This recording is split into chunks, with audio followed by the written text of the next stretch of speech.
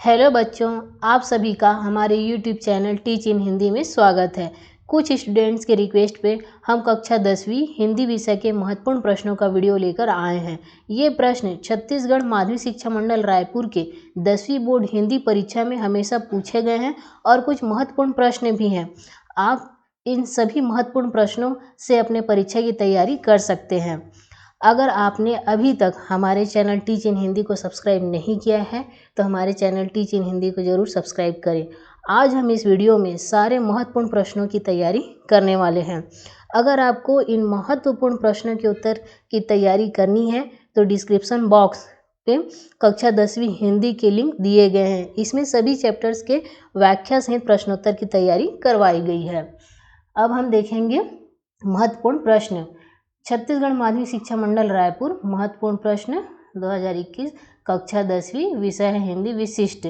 सबसे पहले है इसमें अति लघु उत्तरीय प्रश्न, जिसका उत्तर लगभग हमें 30 शब्दों में देना है और प्रत्येक प्रश्न पे 2 अंक निर्धारित है। तो इसमें सबसे पहला प्रश्न है, लेखक टैक्स की बीमारी को क्यों अपनाना चाहता है। फिर है, जेब कतरा ने लेखक की माँ को क्यों पैसे भेजे। तीसरा प्रश्न है, बदली हुई परिस्थितियों में अब राजदंड किसे बनाया जाएगा और क्यों। प्रश्न 4 है, सूनापन दूर करने के लिए कवि कौन कौन से उपाय करता है। पांचवा है, छायावाद के 2 प्रमुख कवियों के नाम लिखकर उनकी एक एक रचना का नाम लिखिए। छठवा है, माटी वाली का एक रोटी को छिपा देना उसकी किस मन स्थिति की ओर संकेत करता है। प्रश्न 7, तुरतुरिया नामक स्थान क्यों प्रसिद्ध है।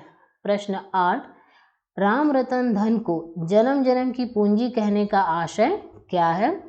प्रश्न 9, दुब्बर बर दू आषाढ़ होगे का क्या मतलब है। और प्रश्न 10, वनवासियों का जीवन कैसा होता है। तो यहाँ पे हमने अति लघु उत्तरीय प्रश्न में 10 प्रश्नों का चयन किया है जो हमेशा एग्जाम में पूछे गए हैं और जो आने वाले हैं वो प्रश्न है। तो इन 10 प्रश्न से आप इसकी तैयारी कर सकते हैं। इसके आगे है अति लघु उत्तरीय प्रश्न। इनके उत्तर लगभग 50 शब्दों में लिखना है और प्रत्येक प्रश्न पर 3 अंक निर्धारित है। जिसमें सबसे प्रश्न नंबर 11 है, घीसा का नाम घीसा कैसे पड़ा। 12वां प्रश्न, सी कुमार की माँ क्या कहते कहते रो पड़ी। प्रश्न 13, वीर नारायण सिंह को अपने पूर्वजों से कौन कौन से गुण प्राप्त हुए थे। प्रश्न 14, नई कविता की 3 विशेषताएं लिखिए। ये जो नई कविता है, छायावाद, ये सारे आपके हिंदी साहित्य के इतिहास के प्रश्न हैं जो हमेशा पूछे जाते हैं। प्रश्न 15, कवि ने कस्तूरी मृग का उल्लेख किस संदर्भ में किया है। प्रश्न 16, पसीने की अमृत से तुलना क्यों की गई है। फिर प्रश्न 17 है, जेब कतरा कहानी पढ़ने के बाद मन में कौन से भाव जागृत होते हैं, लिखिए। प्रश्न 18 है, छत्तीसगढ़ की किन्हीं 6 लोक विधाओं के नाम लिखिए। प्रश्न 19 है, बांस के हरे भरे पेड़ और ठूंठ के माध्यम से लेखक क्या कहना चाहता है। और प्रश्न 20, नर्मदा सूख जाएगी तो हम लोग कैसे बच सकेंगे, वनवासी स्त्री द्वारा ये बात क्यों कही गई। ये अति लघु उत्तरीय प्रश्न है जिसमें अंक 3 निर्धारित है। ये भी पूरे 10 प्रश्न हैं। उसके बाद है लघु उत्तरीय प्रश्न, जिनका लगभग 75 शब्दों में उत्तर लिखना है और इसके प्रत्येक प्रश्न पे 4 अंक निर्धारित है। तो इसमें प्रश्न 21 है, कवि ने जीवन की समानता झरने से किन किन रूपों में की है, लिखिए। प्रश्न 22, लेखक बनने के लिए शरद बाबू के क्या क्या सुझाव थे। प्रश्न 23, बादल को घिरते देखा है कविता के प्रकृति चित्रण को अपने शब्दों में लिखिए। प्रश्न 24 है, मरिया प्रथा ने सी कुमार की जिंदगी को किस तरह बदल दिया।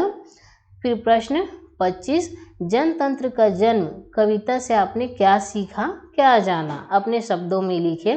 प्रश्न 26 है, मैं लेखक कैसे बना पाठ में अंग्रेजी के दावत पर आने से पहले बाबा ने कौन सी तस्वीर हटा दी, क्यों। फिर प्रश्न 27 है, भक्ति काल की प्रमुख विशेषताएं बताइए। प्रश्न 28, सबका दुख अलग अलग होता है, किस किस तरह के दुख के अनुभव आपने किए हैं, लिखिए।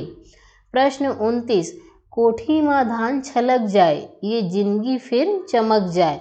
पंक्ति का आशय स्पष्ट कीजिए। प्रश्न 30 है, विभिन्न आदिवासी अंचलों में प्रसिद्ध नृत्य कौन कौन से हैं? तो ये भी इसमें पूरे 10 प्रश्न हैं। फिर है पत्र लेखन से संबंधित प्रश्न। ये दीर्घ उत्तरीय प्रश्न के अंतर्गत आते हैं और इसे लगभग 100 शब्दों में लिखना होता है और इसमें 5 अंक निर्धारित हैं।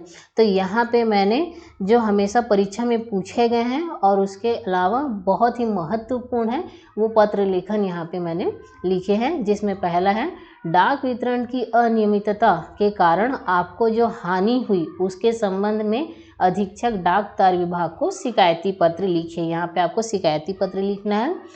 फिर दूसरा है सचिव माध्यमिक शिक्षा मंडल रायपुर को कक्षा 10वीं बोर्ड परीक्षा की अंक सूची की द्वितीय प्रति प्राप्त करने के लिए एक आवेदन लिखिए। फिर तीसरा है आपका नाम अतुल है, आप नगर पालिका भिलाई जिला दुर्ग छत्तीसगढ़ में रहते हैं। आप अपने क्षेत्र में फैली महामारी के रोकथाम हेतु नगर के स्वास्थ्य अधिकारी को एक पत्र लिखिए। फिर चौथा है अच्छे साहित्य के अध्ययन से होने वाले लाभ की जानकारी देते हुए अपने छोटे भाई को एक प्रेरक पत्र लिखिए। पांचवा है किसी विशिष्ट प्राकृतिक स्थल की विशेषताओं को बताते हुए अपने मित्र को पत्र लिखिए। फिर है स्थानांतरण प्रमाण पत्र प्राप्त करने हेतु अपनी शाला के प्राचार्य को आवेदन पत्र लिखिए। फिर अंतिम है क्षेत्र में बढ़ते अपराधों को ध्यान दिलाने हेतु किसी दैनिक पत्र के संपादक को एक पत्र लिखना है आपको। तो ये इतने सारे पत्र लेखन है, इसमें से आप सबकी तैयारी कर सकते हैं, सभी परीक्षा में आ चुके हैं और कुछ महत्वपूर्ण भी हैं। इसके आगे है प्रश्न जो निबंध लेखन से संबंधित है और इसका उत्तर लगभग हमें 250 से 300 शब्दों में लिखना है और इसमें 8 अंक निर्धारित है। इसमें भी जितने भी निबंध यहाँ पे हमने लिखे हैं ये हमेशा परीक्षा में पूछे गए हैं। और सबसे पहला है कोरोना एक वैश्विक महामारी, ये बहुत ही महत्वपूर्ण निबंध है जो इस साल आएगा ही। फिर दूसरा है इंटरनेट आज की आवश्यकता। तीसरा है स्वच्छता अभियान में छात्रों की भूमिका। और चौथा है जीवन में खेलों का महत्व। पांचवा है महिला सशक्तिकरण। और छठवा है विद्यार्थी जीवन और अनुशासन। सातवां है विकास के पथ पर छत्तीसगढ़। तो ये इतने सारे निबंध हैं, सारे महत्वपूर्ण निबंध हैं और ये सारे निबंध हर साल परीक्षा में पूछे गए हैं। तो इसकी तैयारी आप बहुत ही अच्छे से कर लीजिएगा और ये महत्वपूर्ण प्रश्नों की सहायता से आपको आपके परीक्षा में बहुत ही आसानी होगी उत्तर लिखने के लिए। अगर आपको यह वीडियो पसंद आए तो इस वीडियो को लाइक व शेयर जरूर करें और साथ ही हमारे चैनल टीच इन हिंदी को सब्सक्राइब करना ना भूलें। धन्यवाद।